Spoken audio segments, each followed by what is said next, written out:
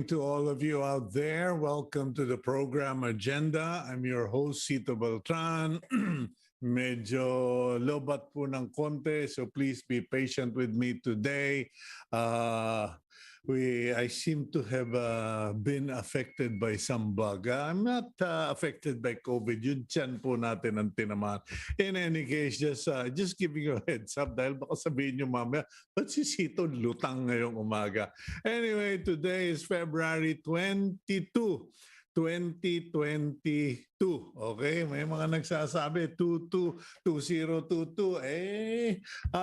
Lucky number daw yan. That's, they say it's a rare occurrence, whatever the case may be. Let us be thankful we're alive. It's a Tuesday, and I do hope that you will join us this morning because there is much to learn, okay? Our first guest will be Attorney Jet Maronilla of the Bureau of Customs para sa inyong mga viewers ng Cignal TV dyan po sa bandang Benguet, Ilocos, and dito rin sa Laguna. Those of you who are so angry from the smuggled vegetable issue, and he will be guesting with us. And of course, we also want to find out about other things affecting the Bureau of Customs on today's episode. After Jet Maronilla, we will have a very interesting topic para po sa inyong mga gustong magpalit ng cellphone service provider, if you want to switch from company A to company B, blah, blah, blah, but you want to maintain your number para hindi na nagpapalit pa ng mga directory, etc. Well, we will be speaking with Melanie Manuel, General Manager, Telecommunications Connectivity, Inc. Yan pong TCI na yan, it was put together with the intention of facilitating itong migration of numbers. So we will find out about that later today. But before we get into anything else, first of all, thank you for being subscribers of Cignal TV. Thank you for being viewers of One News PH and for joining us on Agenda on a regular basis. We do appreciate po. Malaking bagay po sa amin yan. Mahirap naman kasi nagkukwento ako dito, nagtatrabaho ang team Agenda, tapos wala pala kayo, no? Saklap. Anyway, thank you. And of course, thank you to PLDT for giving us their home fiber optic internet, lalo na po sa Lipa, Batangas, courtesy of our friend Mr. Marco Borlongan ng PLDT. Maraming salamat, Sir Marco. Now let's go to our daily starter for the day. It comes from the book of Lamentations, 3:40, chapter 3, verse 40. Let us test and examine our ways and return to the Lord. Okay, now you say, Cito, parang masyado yatang churchy na yan. Hindi po. There are practical applications on that. First, it comes from the book of Lamentations. Ano ba yung book of Lamentations? Yun lang naman yung nasulat ng mga aklat, mga kaisipan, experiences when the Jews were going through very, very difficult times. Ngayon, tayong mga Pilipino, we are also going through very difficult times because of COVID-19, lockdowns, economic pressure, the rising prices of gasoline, and how it has impacted everything we eat, drink, and we do. Okay, so medyo kailangan na po rin nating pag-aralan. Let us examine. Pag-aralan natin yung ating pamumuhay. Okay? Both on a spiritual manner and on a practical manner. Kasi meron ako mga kilala, na puro na nga kakapusan ang buhay, buhay mayaman pa, kung ano-ano pa yung mga ginagawa. Many people who are wise have started to cut back, just invest or spend money on essentials. Kumbaga, they're saying, we're gonna save it for a better day. Wag naman pong, yung iba naman kasi, wag naman puro kayo save. Tapos pag namatay kayo, iba makikinabang. That's why it is good to examine our ways, okay? And return to the Lord. Kasi yung return to the Lord aspect po, we were all created to serve God, to be in a relationship with God. Baka you are in a relationship with a sexy girl. May misis ka naman pala. You are in a relationship with your money, your dog. Medyo go back to God. Okay, so hindi na po ako magpipreach. Baka sabihin nyo, Cito, tama na. Magpapastor ka na yata. Okay, let's go to the front page of the Philippine Star, February 22, 2022, Tuesday. Headline of the Philippine Star, Congress eyes cut on fuel tax. Napapag-usapan na po ng mga congressman, teka, we may have to do something about the taxes on fuel. For those of you who are not familiar, just a little background, okay? Congressman Mikey Romero has issued a statement that no less than President Rodrigo Duterte has to ask Congress to convene for a special session to address the reduction of taxes on fuel. Kasi po, if you remember, about 2 years ago, if I'm not mistaken, Congress passed a bill that allows the government to impose additional taxes on gasoline and diesel. Di ba? Nag-umpisa sila sa piso, tapos magiging 2 piso, etc., etc. Now, the members of Congress are saying, well, we did say that in the event of extraordinary prices, we can suspend the collection of taxes. Malaking bagay po yan. Kung pag-uusapan natin 2 to 3 pesos in the reduction of prices, malaking ba? Parang tinanggal mo yung price hike of the last 2 weeks or 3 weeks kasi 8 weeks in a row na po na nagtataas. So yun, Congressman Mikey Romero has called on the President to and asks the leaders of Congress to hold a special session para bawasan ang buwis sa gasolina at crudo. At the top of the paper, on the header, Baklas to continue, COMELEC eases face shield. COMELEC has the COMELEC spokesperson James Jimenez has announced that the Oplan Baklas of the COMELEC will continue, pero mukhang conditional.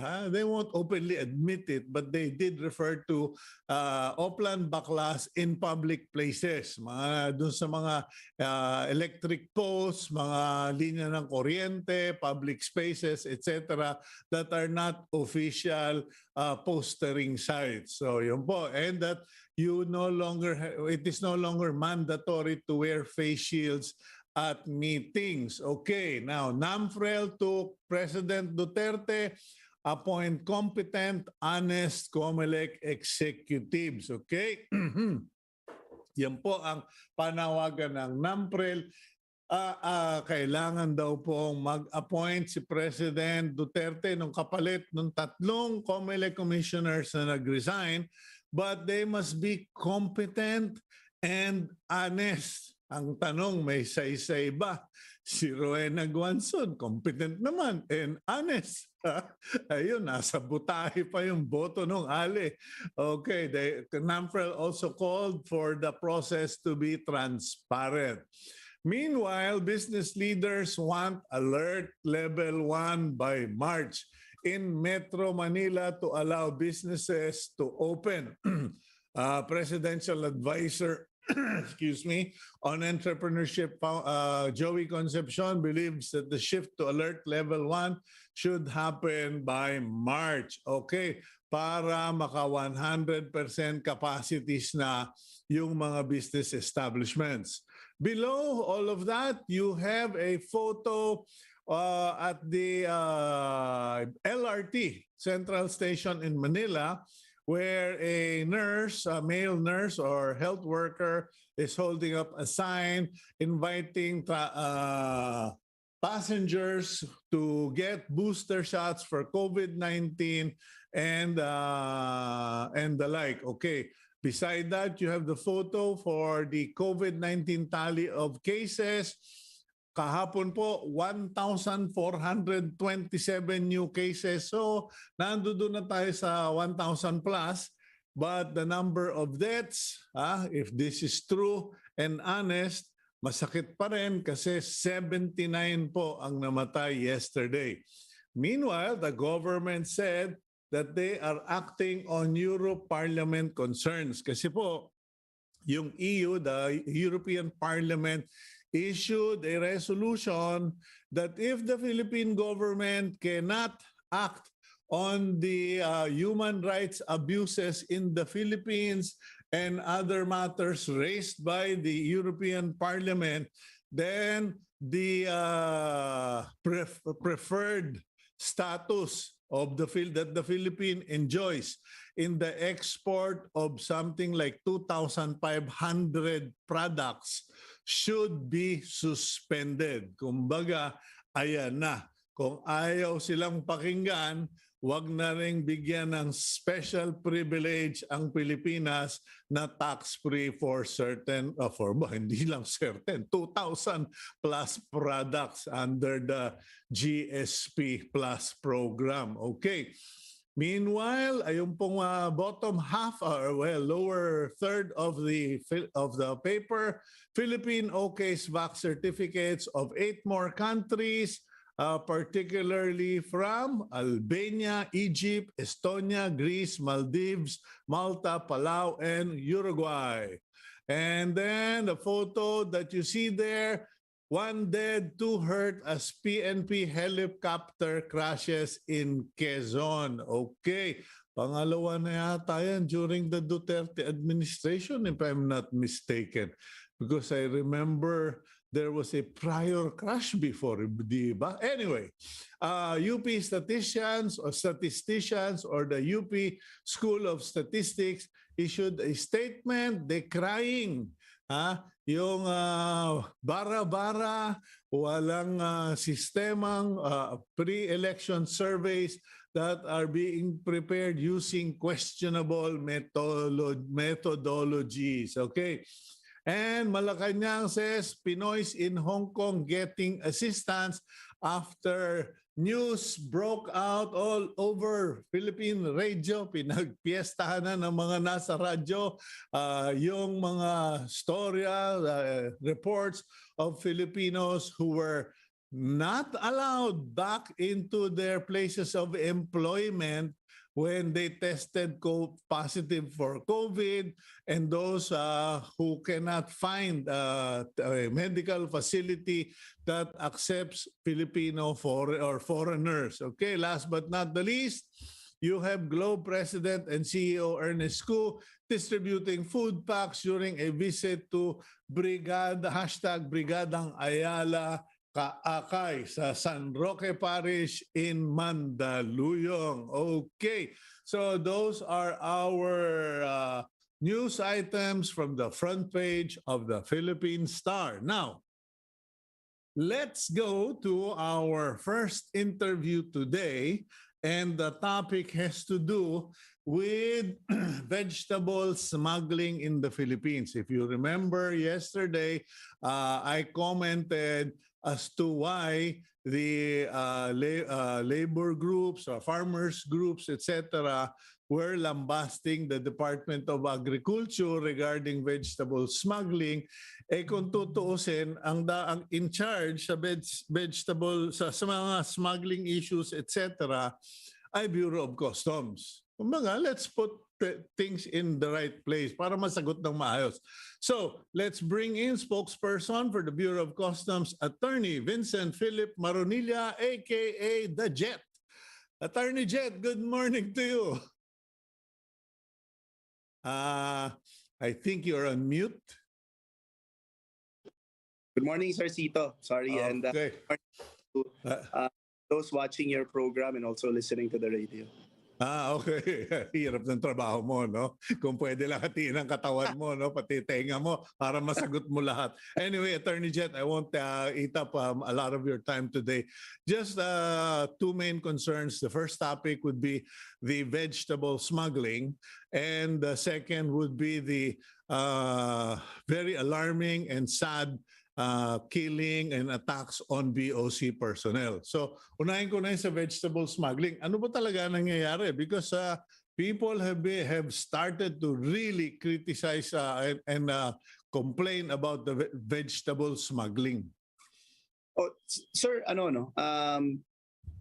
First, allow me to say that yung problema ho ng vegetable smuggling, of course, when you talk about smuggling and issues on importation, that's very true what you said earlier. No? Ang usually ang tinitingnan natin dyan yung ahensya namin, yung Bureau of Customs. But let's also put things in the proper perspective that vegetable smuggling is something that needs an interagency coordination. No? Why? Because vegetables are brought in through refrigerated containers. Sadly, our ports does not have the capability to actually examine fully refrigerated containers. Wala po tayong what we call a designated examination area for refrigerated containers. You cannot just open a refrigerated container, bring out the items, or inspect them fully because there is a risk that the items inside might spoil or there's a hazard to it.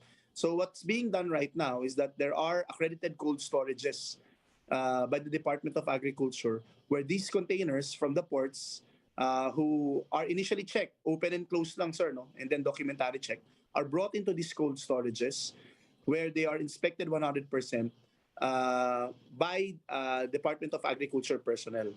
Mhm.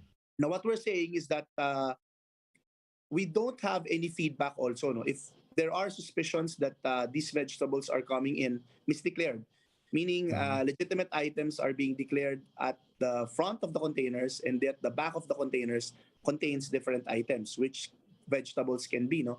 Pagdating ho dun sa refrigerated containers. But for this to work, validation needs to be done at the second border. So yun ho yung amin din tinatanong, no, sa Department of Agriculture. We're not pointing fingers. We're just also asking if they're saying that if there are statements that nakakalusot sa amin, there should be a feedback mechanism on the end of the DA telling us that yung mga in-inspect naming containers sa second border na lumabas dyan sa inyo, validated na may mga nakasingit. Okay, now, Attorney Jet, here's the pasensya ka na, no? I have to do my job. But here's the problem. It is already public knowledge that there is a flood of vegetables in Metro Manila at the very least. In fact, there's so many places, even in the Calabar zone, where you will find vegetables that aren't normally grown in volume in the Philippines na dumadagsa in the markets. Now, and then you have this uproar from farmers. So it seems that the only people who are seeing the smuggling are the farmers. Now, of course, as a result of that, if you read the Philippine Star this morning, the opinion column, the opinion section, yung Star naglabas na ng editorial regarding vegetable smuggling. I think they even did a cartoon yesterday. And I'm now bringing the problem to your office because at the end of the day, regardless of whether the Department of Agriculture competently or incompetently does their job, the blame will always go back to customs. What will the customs do about it, or what can the customs do about it? Because you're right, you don't have a dedicated facility. Pero pagka ganyan, kayo na yung bumabaho, kayo na yung napapagbintangan, anong magagawa ng customs? Tama, sir. So ngayon, ang gagawin namin, sir, no? And I think this is a fair warning also to those that are selling this. No? We're going to operate, we began operating sa mga palengke po natin and then other retail stations. No? And if we see smuggled vegetables, we will seize them. And if the seller don't cooperate dun sa aming investigasyon para po ituro kung kanino nila nakuha to, para matrace namin kung saan nagagaling itong mga to, then they might be part of the cases that we will file against. No, so before we don't usually do this. No, what we do is just we concentrate on the borders. But seeing that this is very rampant already, we're going to take our enforcement actions also sa labas na rin po, dun sa mga retail stations. Anyway, the Commissioner of Customs has what we call a visitorial power, no, where items, when it seems to be, don't you have that visitorial power, or justifiable suspicion at the port? Kasi attorney, pasensyahan na, hindi naman ako pinanganak kahapon. Magulang din ako, marami rin ako mga kaibigan tulisan dyan sa pier. Sabi, naku kuyang, gusto mong mahanap, tingnan mo lang kung saan ang galing. Ano yung port of origin? Kasi may mga dedicated ports yan where vegetables come from. Yes, sir. But yun nga, sir, no?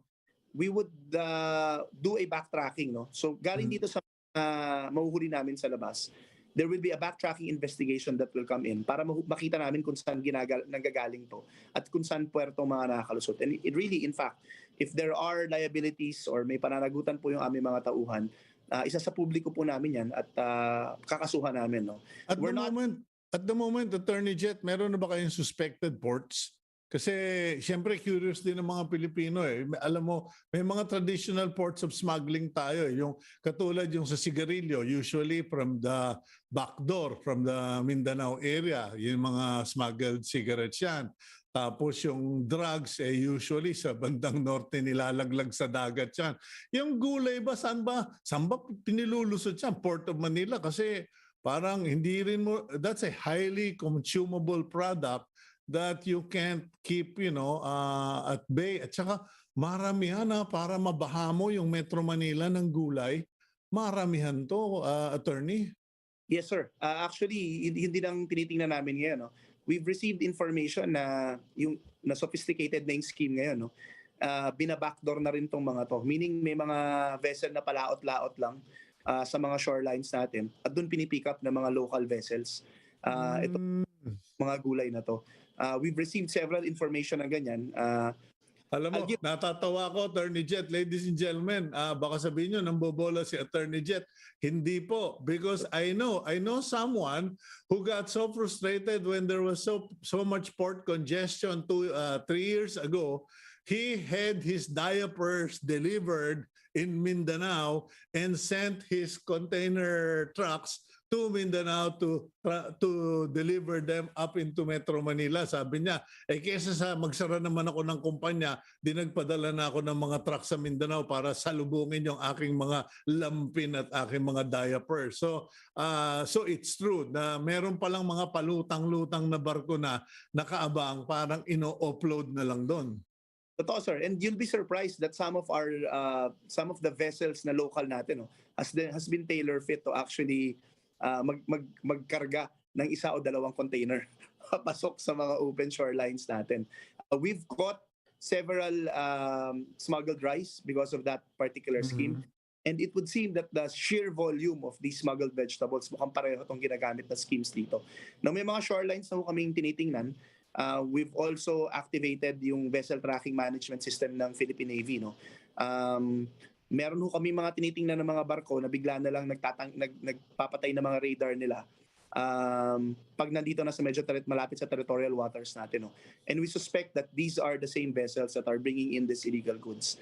And mga kasabwat lang silang iilan na kinukuha ho sa gitna at dinadala sa mga private ports, which is wala ho kaming bantay doon. But we've already coordinated with the Philippine Coast Guard to look into these operations. Other than the raids that we're going to conduct also sa mga palengke natin. Pakiusap na lang kay Commissioner kasi alam nyo, Attorney, ang mga magsasaka, isang kahig, isang tuka.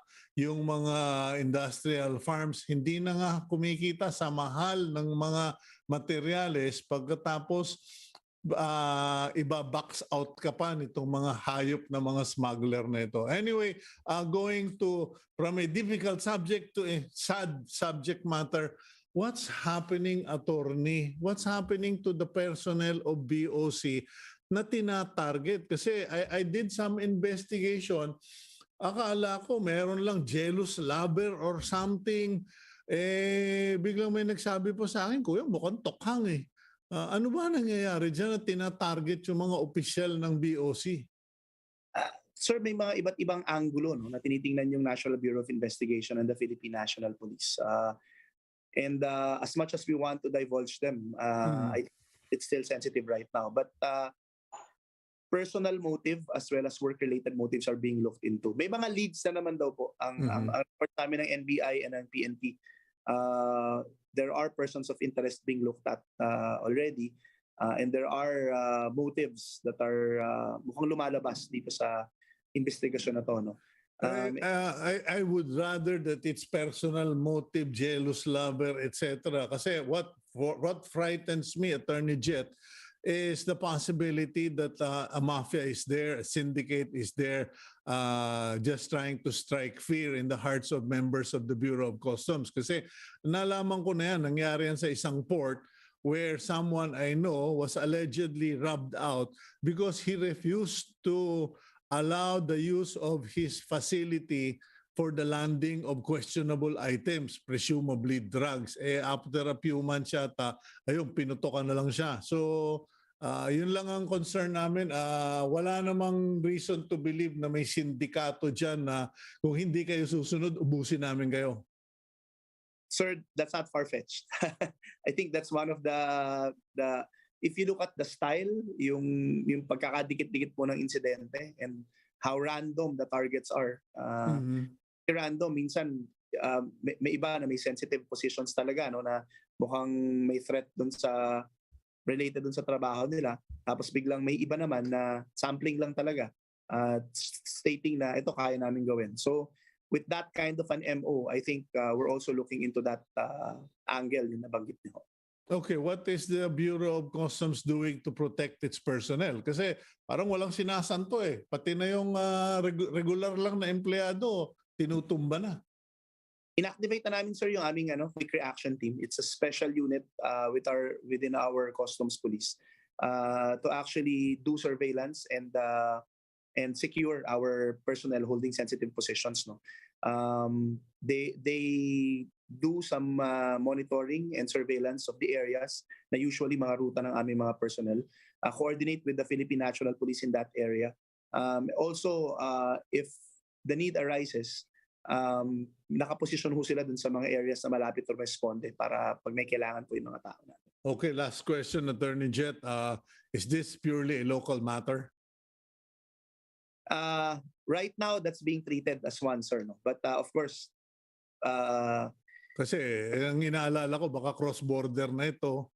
Baka meron na itong mga mainland operators, etc. or the likes. No? Kasi maraming areas napasok na ng mga kriminal na sindikato. That's very true, sir. And you do know how critical sometimes yung operation ng Bureau of Customs sa mga gantong activities din ng mga gantong klaseng organisasyon. Okay, well, Attorney Jet Maronilla, thank you very much for your time this morning. Alam ko pong maraming nakapila para ma-interview ka. I just pray and I sincerely implore all our viewers, please pray for the BOC. Whatever you may think of them or judge, not all of them are bad. And mahirap naman yung nagtatrabaho ka lang, tumatanggi ka sa kriminal, ikaw yung natutumba. Thank you very much, Attorney Jet. God bless all of you out there in the BOC. Thank you very much, sir, and good morning. Okay, that's Attorney Vincent Phillip Maronilla of the Bureau of Customs. Ayun po, no? Nadinig nyo na ibang klase ang smuggling ngayon ng gulay. Meron na rin palang door-to-door delivery. Barko nga lang yung nagde-deliver. Okay, let me just check. Are we going to go for a break? We will go for a quick gap.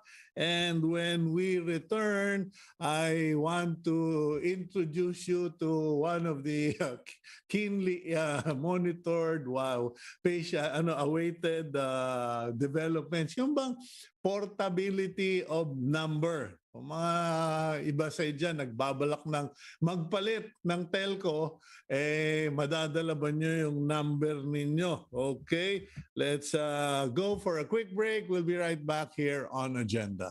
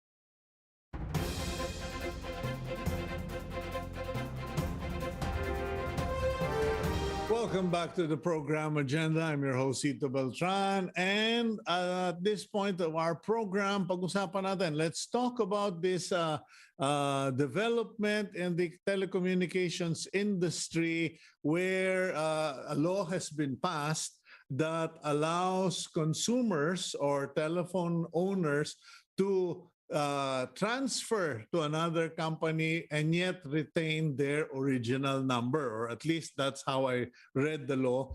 And a company or a joint venture company has been formed by Dito, Globe, and Smart to enable number porting services in compliance with the mobile number portability law. To explain all of this, let's bring in our second guest for the morning, Melanie Manuel, General Manager, Telecommunications Connectivity Incorporated. Melanie, good morning. Good morning, Mr. Cito, and good morning to all your televiewers and followers of Agenda. I have to say that when some of the people I work with found out about your guesting today, they said, manunood kami niyan. Kasi there has been some level of frustration among some of our friends who want to transfer from one company to another, and they're having so much delay, complications on being able to carry or the portability of their mobile number. Now, Melanie, please explain to our viewers what exactly is TCI and paano nagsama-sama ang Dito, Globe, and Smart? Okay. TCI, or Telecommunications Connectivity Inc., is a joint venture, as you said, of Dito, Globe, and Smart to enable mobile number portability in the country. So they got together and TCI is now the clearinghouse of MNP that will enable MNP in the country. So we got Cineverse as our service provider, and because this is a complex system, imagine three telcos with complicated systems getting together, interconnecting amongst the three of them. So this will ensure that we are able to provide a service to the Filipino people. And MNP, as you said, also allows the subscribers to switch networks without having to change their numbers. Yeah.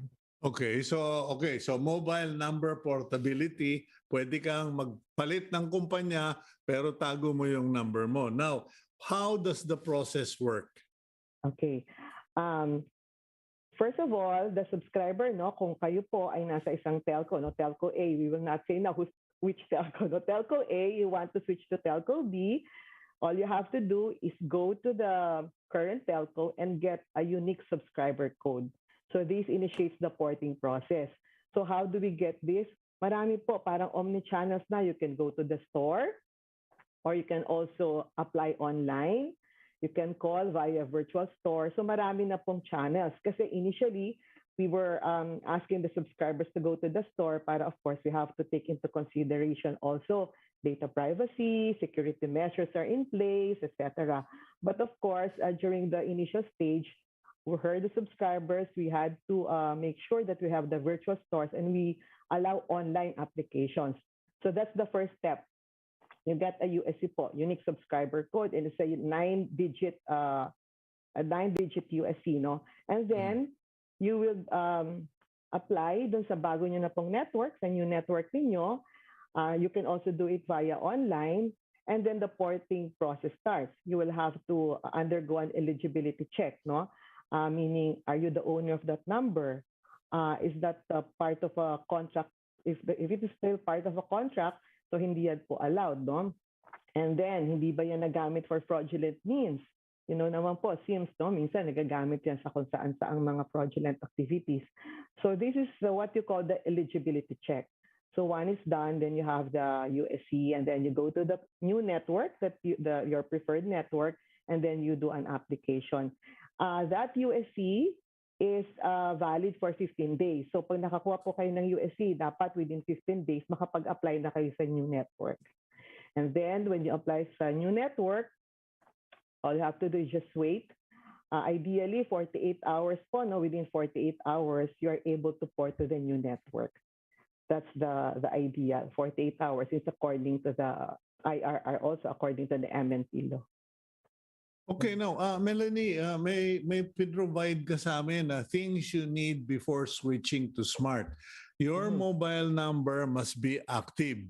Yes. When you say active, pwedeng gamitin kasi merong mga mobile number na kumbaga binili yung SIM pero tinago lang yung SIM. Yes. Although Opo. may load, Opo. live load yung Yeah. kumbaga parang baril, may bala pero hindi pinuputok. Basta po active siya, meaning may load naman, active. Hindi nila masyado nagagamit. So pwede naman po yan. You can port that number. If you want to Okay. move to another network, pwede po yan. Actually, there are many variations. No, you can actually even intra-port, meaning prepaid. Gusto mo mag-postpaid within the same network, pwede din po yan. So prepaid to prepaid, sa another network, pwede. Postpaid to prepaid, corporate to retail, marami pong variations, maraming scenarios, lahat po yan ina-accommodate ng MNP. Kasi yung engagement or service is simply something provided by the telco, but the issue really is just the use of the number. Yes po. Okay. Now, you are using a smart locked or an open line handset. Kasi di ba may mga telepono nakalock sa smart, may nakalock sa globe. Ewan ko yung dito kasi bago pa yung dito. Pero kailangan ba kunyari hindi smart? I assume you're with smart, no? Now, kung hindi smart yung unit or hindi globe, whatever the case may be, kailangan ba pa-unlock muna yung telephone? Yes po. So for example, you're under Telco A, tapos nakalock yung, kasi di ba po kunyari under contract, tapos nakalock, nag-expire na yung contract, so you can move na. So what you will do is ask your current provider to unlock your phone.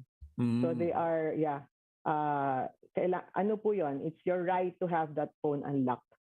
Yeah. Okay. Now, you have to show proof that it's your phone kasi 'di ba may mga telepono diyan galing sa kumpanya, mga et cetera. Yes.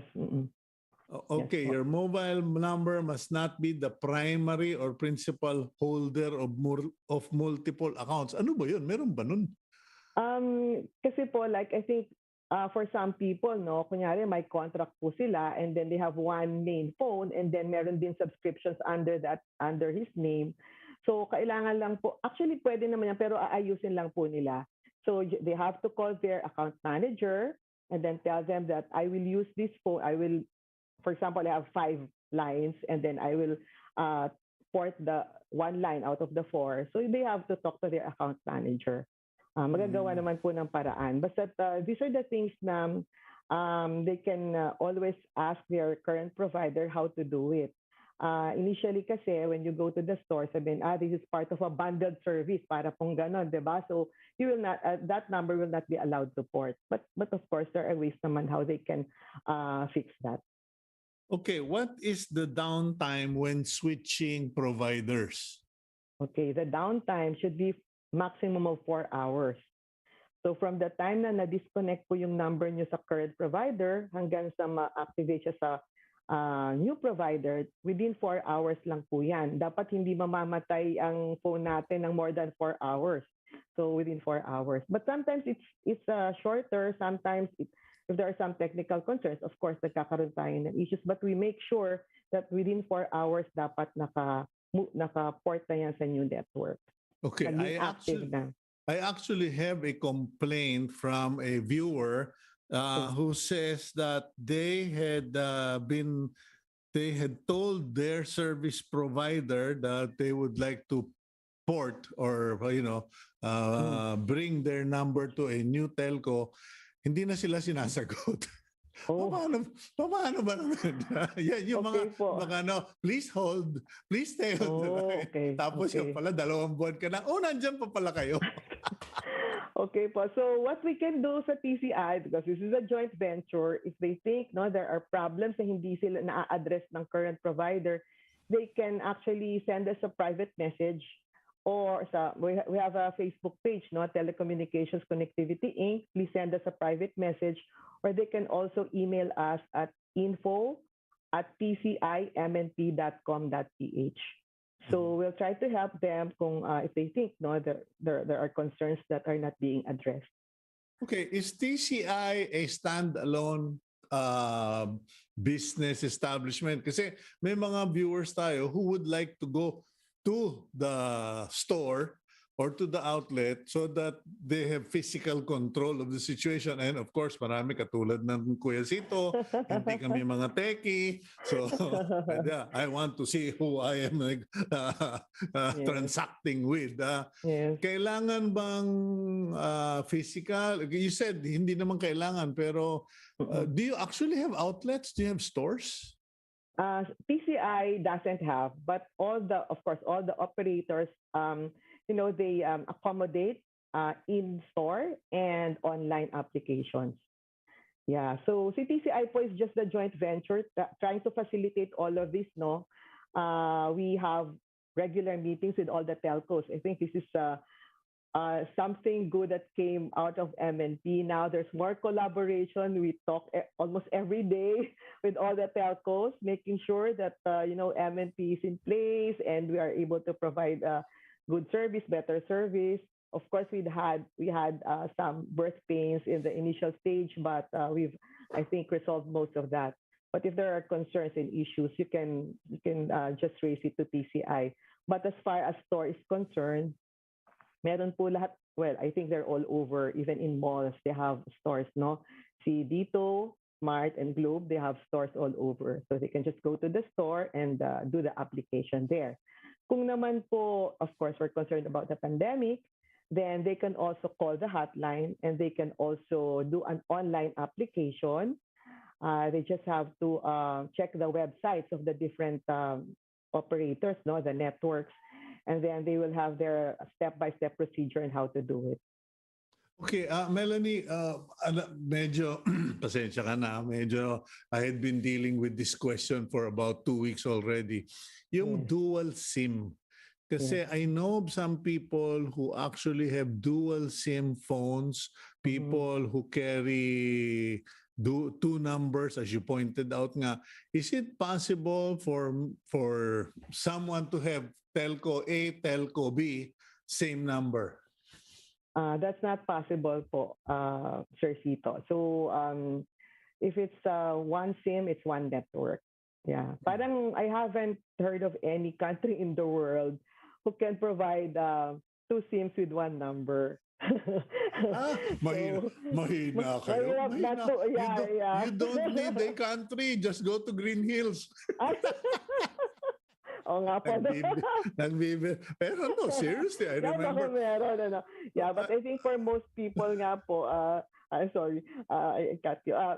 For most people, they have two SIMs. So sasabihin nila, why do I have to port? I have two SIMs anyway. So it depends really on the needs of the person and of the subscriber. But what we're saying is, if there's a need for you to switch, you think, and then of course carry your same number, there's this facility for you, there's this service for you, and it's free of charge. You don't have to pay anything. Okay, how secure is this switching from one company to the other? Kasi alam mo naman ngayon, ang daming mga SIM swap scam, mga phishing, etc. What has TCI and the triumvirate done to prevent any potential intrusion? Okay. So individually po, all these telcos have very strict data privacy and security policies in place individually. Sobrang tight po yan. And then in TCI, when TCI was incorporated, we had several committees. One of them is the Cybersecurity Committee, and then another one is the Data Privacy Committee. So we got together all the bright minds in the three companies for cybersecurity and data privacy compliance. Lahat po yan, they got together, making sure that this will be secure and safe for the subscribers. Okay, what were your initial challenges nung ginawa na? Kasi alam mo, yung mag-asawa lang, minsan hindi magkaintindihan sa sariling bahay. Yung pang tatlong competitors, 3 mega competitors. What were the initial challenges? So talaga pong there were a lot of challenges because as you said, no, complicated systems. They have complex network systems, especially for the two older telcos, no? Sa sobrang dami na ng network systems and network elements, no?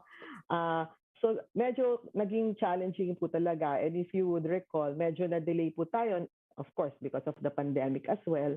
Mhm. And during the initial phase, so, pero okay naman po because we, just had to make sure that all systems are in place and we had Cineverse, which is our MNP service provider. We got together and we were able to do it. And the collaboration talaga po is key in this exercise. No? Sobrang, all the bright minds of the three companies, sabi ko nga, no, they got together. So we were able to hurdle some challenges. But of course, we had birth pains. Expected naman po yun. And that's why hindi po kami tumitigil. Like, as I said, we have regular meetings. We have to, resolve all issues kahit po down to the subscriber level. We discussed that during meetings. Yeah. How many have shifted or switched from company A to company B? So as we speak po, almost 9,000 subscribers have already shifted to their new network.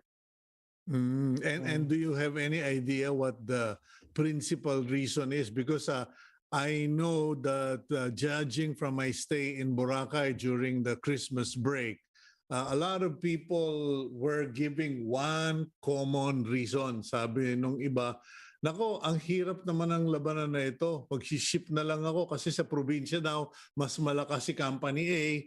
Sa Metro Manila daw, mas malakas si Company B, etc. So, I was kind of wondering, what was the primary reason for people shifting? Okay. Is it money or is it service? Okay, there are three things po why subscriber would like to shift. Number one is network coverage. You said, no, so kunyari lumipat ako ng bahay o so nagprobinsya na ako and there's a better signal in that area for that particular telco. Siyempre, that's a reason for me to shift.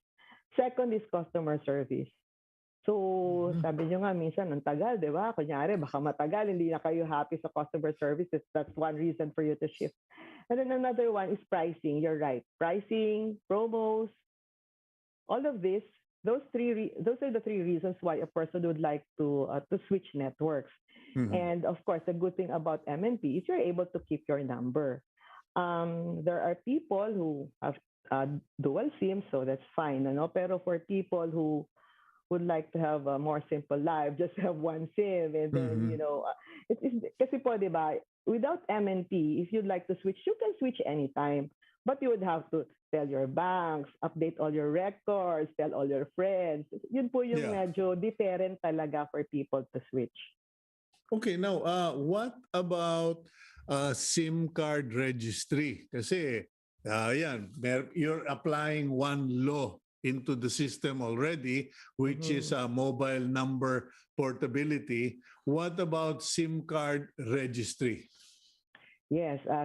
For me personally, and I think for TCI as well, it's a welcome development for MNP. I think it will complement MNP. Remember, we have like about 90 to 95% prepaid card users. And when they switch networks, syempre we have to make sure that that person porting is really the user of that particular SIM. Today, we don't have that. So, but the three networks put in place some validation processes, no? To make sure lang na yung nagdadala ng SIM na to, ikaw ba talaga yan? Sa'yo ba talaga yan? So meron naman pong eligibility check, validation process in place. But if there's SIM registration, then it will be easier for us to validate the identity of the person trying to port. Pag naka-register na with TCI, okay, now here's the thing. Kasi sabi mo kanina, people shift because of promos. Ay, doon na lang ako, babalik ako doon sa aking True Love kasi mas mura pala talaga sila, etc. Yes. What happens? I mean, how often can you actually change companies and switch your number or return of the comeback, ika nga nila? Mr. Cito, that's unlimited po. But you have to wait 60 days. So after 60 days, gusto nang bumalik sa network mo, you can do so, but you have to wait 60 days. Yeah. 60 days. Yes. From So the last porting, opo. Okay. So, hindi, well, that's going to be a problem. No? Sa bagay, kasi kung SIM card ka, okay lang. I mean, SIM card, kung prepaid SIM card ka, okay lang. Pero kung postpaid ka, meron pa bang mga 60-day contract? Yes po. Lahat po ng porting, basta after 60 days, you can port again. No. What I mean, Melanie, 60 days, sorry.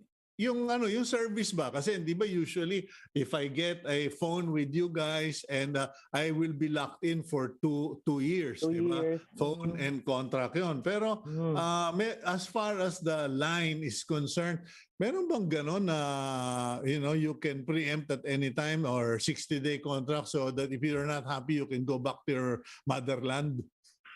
Well, kasi po when you port, ibig sabihin, tapos na po yung contract nyo doon sa kabila. No? Now, with the new network, if you have a new contract, then you cannot port after 60 days. But I think there are naman din provisions, I think, no? Like, for example, you want to cut short your contract, then you would have, I think, to pay something, no? To be able to get out of that contract. But ideally po, normally, of course, you cannot port if you are within contract. So in the long run, it's still going to cost you if you change your mind. And it's not as simple as, I changed my mind, I'm going to go back to my original telco provider. May sabit din pala. Yeah, so that's why our advice to our subscribers is, of course, to also evaluate, no, and then try to do some research. Is this what's good for me? And they can also call the hotline, if they want clarification or if they have inquiries about the porting process. Then all the telcos naman are here to help. Okay, you said the magic word that is always on my mind. Hotlines. Actually, I wrote that here. Do you have a hotline complaint desk? Lagi yan lang ang principal question ko. Sumbungan ng bayan. Isumbong mo kay Melanie. Okay. How does one go about it? Kung katulad nung friend ko, si Eileen, magta-transfer lang siya ng telco. Sabi niya, kuya, hindi na kami binalikan eh. Sige po. Sir Cito, pakibigay na sa akin yung number. Kasi well, of course, yung first level po talaga is the telcos. So sila naman po yung talagang they have their customer service groups, no? But if you think you're not being responded to, then you can always email us or send us a private message via our FB page. Okay, now Melanie, I don't know if you're the right person kasi from what I recall, we are going to guest someone from Smart regarding yung 5G kasi hindi ko maintindihan yung 5G na yan eh, no? But that's a different technology, I am told. Now, paano kung meron kang yung 3G, 4G, tapos kukuha ka ng 5G, it's still a phone is a phone. So hindi ka pa rin pwedeng mag-same number for a 5G and a 4G. Well, yes, you can have the same number. But isa rin pong, I think we also need to understand. Simultaneous Melanie, simultaneous. Simultaneous na 3G, 4G na mag-work, no? Or 5G. Yeah, yung two phones, one 4G, one 5G. Kasi I'm presuming that a 5G is different technology. Will the TCI allow me to use the same phone number for two phones? No. For two phones, as long as yung number po naman does not have something to do with whether 4G or 5G technology yung ginagamit. It's actually the device. The device should be 5G enabled. Like in the case of Dito po, if I may share, si Dito kasi 5G na po yan, ano? So dapat yung device na paggagamitan nyo, if you want to switch from either Globe or Smart to Dito, dapat po yung device po ninyo 5G enabled. But 5G. You can keep the same number. Oh, for the 5G compatible. pero can you keep the same number also for a 4G? Hindi na. Yes, you can. It's actually just the device. Based on my understanding, yung pong SIM na gagamitin ninyo, pwede nyo po yan gamitin sa yung number. I mean, number itself. Kasi po, pag nag-port po kayo, bibigyan po kayo ng SIM ng bagong network ninyo eh. You're not going to use the old SIM. You will have a new SIM with the same number. Okay. So, ganun talaga. You cannot have the same number for two device. Yes. Yun. Kasi akala ko baka dahil 5G, pwedeng two device dahil two different technology. Okay. Ayun. Pasensya na, baka mapagalitan ka pa dahil nilito kita. Hindi na po. Yeah. Okay. Anyway, Melanie, any message for our viewers before we close the interview? Okay. So first of all, thank you, Mr. Cito, for this opportunity to guest in your program. This is what we need, not to be able to raise public awareness that this service is available free of charge, and that we also want to educate the customers. Of course, they have their rights, their privileges under the MNP law, and of course, there's also some responsibility. So we'd like to ask our subscribers to also learn about MNP if they want to switch. Maganda rin po that they are able to manage their expectations. But what we'd like to assure the public is all the three telcos and PCI were working together to make MNP better and to be more seamless para po for the benefit of all the subscribers in the Philippines.